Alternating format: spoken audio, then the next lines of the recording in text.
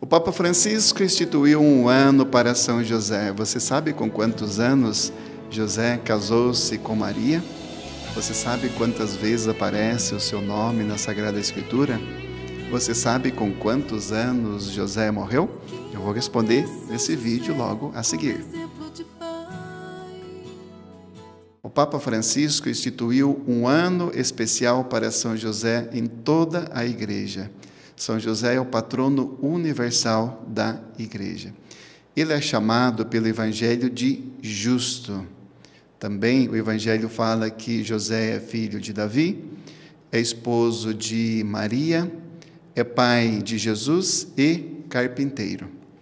O Evangelho cita o nome de José 14 vezes. Os evangelistas lhe dedicam 26 versículos. No entanto, nós não temos nenhuma palavra de São José nos evangelhos. Ele é o santo do silêncio. Temos sim aquilo que o evangelista diz, os pensamentos. José pensava em abandonar Maria em silêncio quando Deus enviou um anjo a ele em sonho.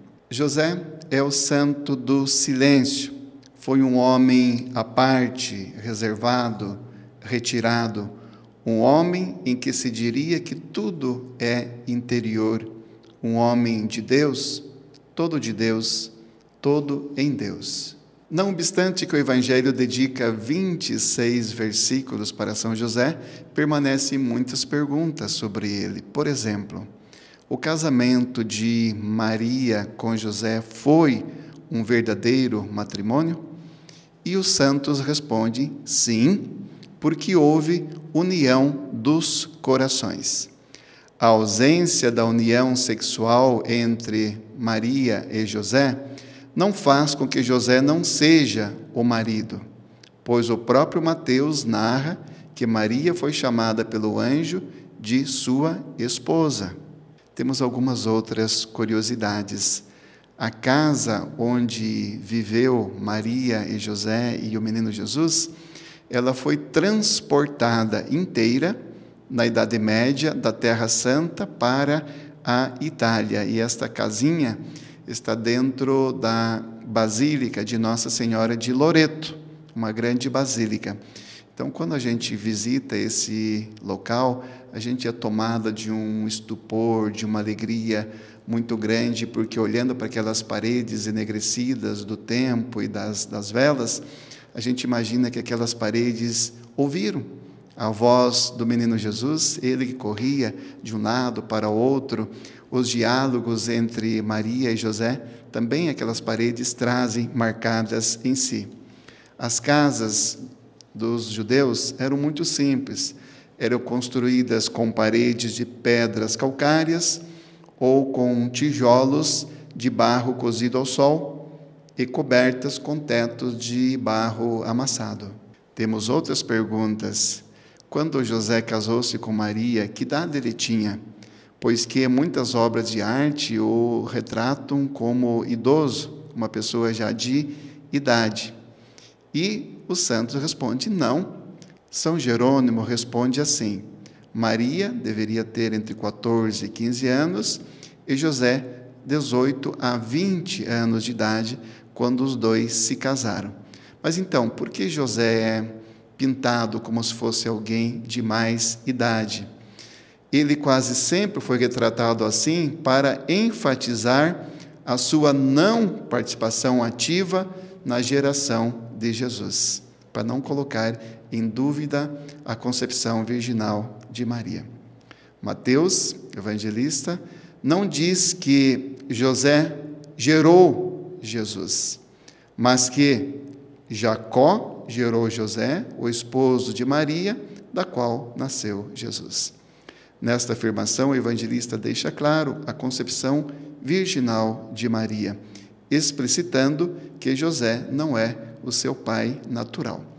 Observe que Lucas, naquele episódio em que Maria e José perdem Jesus e o reencontro no templo, coloca José como pai de Jesus. Maria pergunta para Jesus: Teu pai e eu te procurávamos aflitos. Maria, então, está mostrando a paternidade que José assumiu para com Jesus.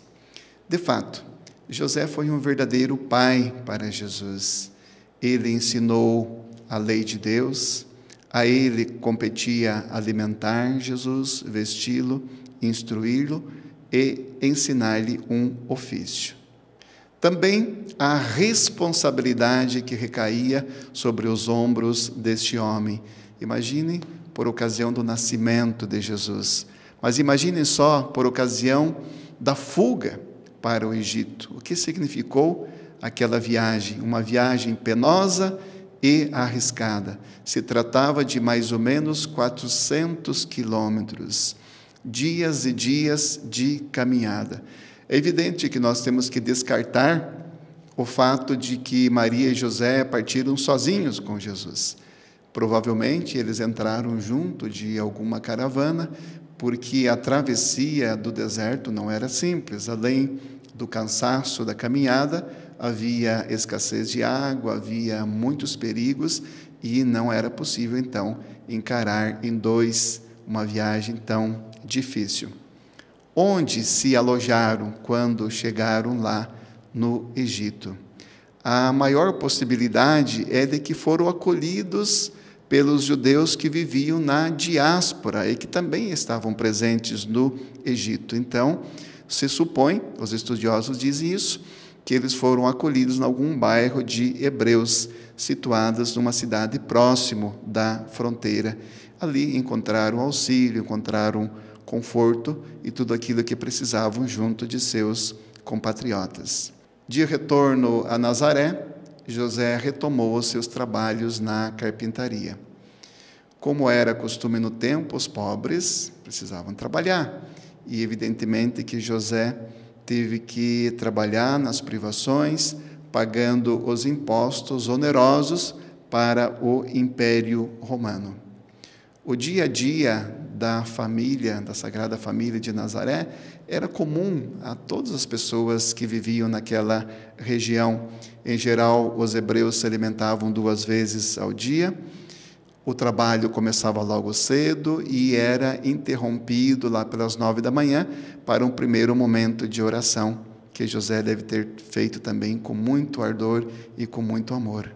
Ali mesmo, num cantinho da sua carpintaria, José elevava os braços para o alto e rezava aquela oração que todo judeu fazia. Ouve, ó Israel, o Senhor é teu Deus, amarás, Senhor teu Deus, todo o teu coração, toda a tua alma, todo o teu entendimento. E ele fazia isso também. Após as refeições principais, ele retomava o seu trabalho. O Papa Paulo VI escreveu sobre São José. É dele o serviço, o trabalho e o sacrifício na penumbra daquele quadro do Evangelho no qual ele nos é apresentado. E continua o Papa. São dele os pesos, as responsabilidades, os riscos e as fadigas da pequena e singular família de Nazaré. Naquele tempo não existiam camas como nós temos hoje. As pessoas dormiam no chão ou em esteiras. Então, existem algumas representações que mostram José cuidando do menino Jesus enquanto Maria descansava. Mais ou menos com quantos anos de idade morreu José? Observe, no casamento, nas bodas de Caná da Galileia, ele não estava. O Evangelho diz que Maria, Jesus e seus discípulos tinham sido convidados para o casamento, mas José já não estava. Então se supõe que ele já tinha morrido. O mesmo se pode dizer lá dos pés da cruz. Não teria sentido Jesus entregar Maria para João se José estivesse vivo. No entanto, alguém poderia dizer, mas pode ser que ele morreu depois daquele episódio do templo, quando Jesus tinha 12 anos, e que José poderia ter morrido logo em seguida.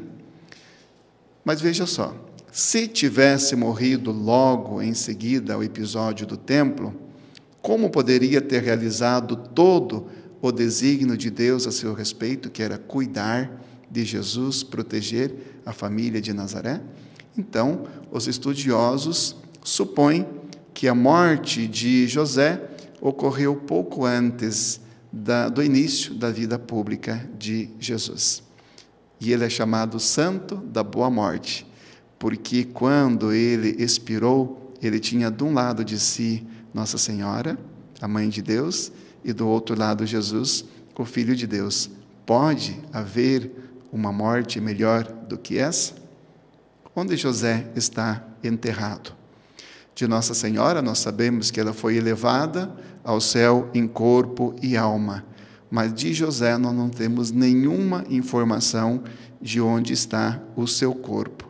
Não temos notícias sobre o seu sepulcro, não temos relíquias, não temos nenhum objeto, nem mesmo aliança de casamento, ou bastão, ou qualquer outra coisa. A única realidade que nós tínhamos e temos é a casa, como eu falei antes, e que foi trazida para a Itália.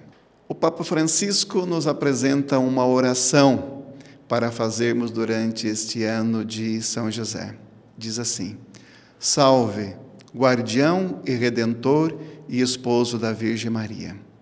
A vós Deus confiou o seu Filho, em vós Maria depositou a sua confiança, convosco Cristo tornou-se homem.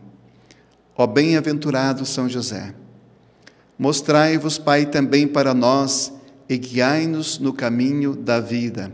Alcançai-nos a graça, a misericórdia e coragem e defendei-nos de todo o mal. Amém. Enfim, o próprio Papa Francisco, ele nos apresentou, um tempo atrás, uma imagem como essa, mostrando São José dormindo, porque o anjo lhe aparece em sonho. E o Papa diz assim, sempre que tem algum problema, ele escreve um bilhetinho e coloca da imagem de São José. Eu também faço assim, porque esse é um santo que é o padroeiro universal da Igreja e vem em nosso socorro sempre que nós precisamos. Que assim seja. Amém. Olá, querido irmão e querida irmã em Cristo Jesus. Estamos aqui para convidar a cada um de vocês a visitar a nossa página no Facebook, mais especificamente a nossa lista de reprodução e a nossa seção série. Nestas áreas, vocês encontrarão uma série de cursos, palestras e pregações que foram organizadas para facilitar a sua busca e permitir que vocês possam assistir todos os nossos conteúdos gratuitos no melhor momento para você, sua família e amigos. Desejamos a todos uma excelente meditação e estudo sobre os nossos conteúdos, pois sabemos que ninguém ama o que não conhece. E pedimos a Deus que conduza cada um de vocês através dessa oportunidade que os ajudará a se aproximar dele, a viver sob a sua amizade e sob a sua proteção.